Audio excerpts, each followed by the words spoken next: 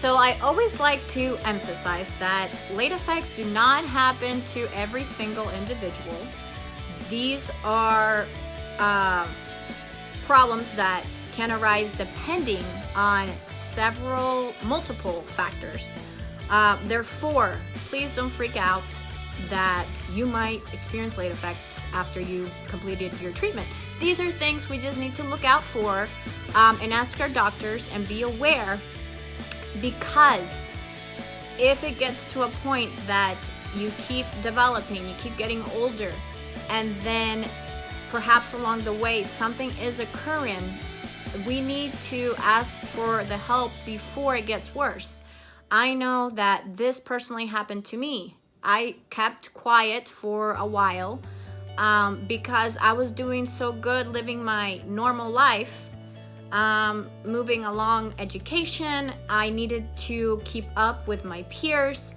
I needed to now, and all my friends were already graduated and everything, and I was still like focusing on school, and I was like, I need to finish school because that's when all my friends finish. This is not normal. I should be already, graduating. I should be already doing this, doing that, having a job, blah, blah, blah, da, da, da.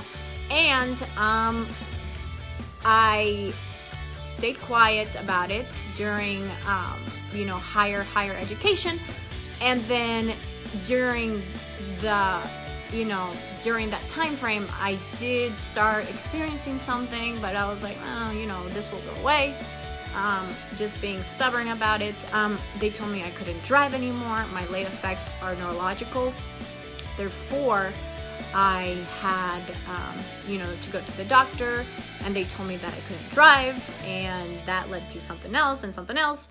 And I'm at a point in my life already that I am a young adult, and I'm ready to just be done with all this messiness of childhood cancer. And it doesn't work like that. I had to learn at a very young age to cope with these late effects, because these late effects also, I know that I said in my definition that they are after childhood cancer, but for me, since it was neurological, it happened, and I guess it just depends on the childhood cancer that you had, and the age you had it, and we'll go over those factors after. But for me, it did begin during my treatment because I relapsed, and I was left with these late effects afterwards. And that's how but then I got better. I felt like I did, and I was helped a lot during school, and then it just got to a point where I was already in college. I was doing my independent stuff, being all independent and awesome. And then right at a time where I really just felt like, okay, I am ready to live independently and do independently and act independently, they told me I couldn't drive. And so I'm like, crap, how am I supposed to be independent and do my things and go where I need to be if I can't drive and do certain stuff that, usually people my age would be doing, like, I don't know, going out and doing stuff like, well, we don't want to know what people my age are doing. But anyways, just going out, and I guess just like not having to worry about health issues. And I do have to worry about my health issues. I do have to go out and be like, okay, well, I have to be in bed at a certain time or else I'll have a seizure, I have to be aware of my time, because this is when I have to take certain medication. There's just so many other things, and I really was, not about that life during college.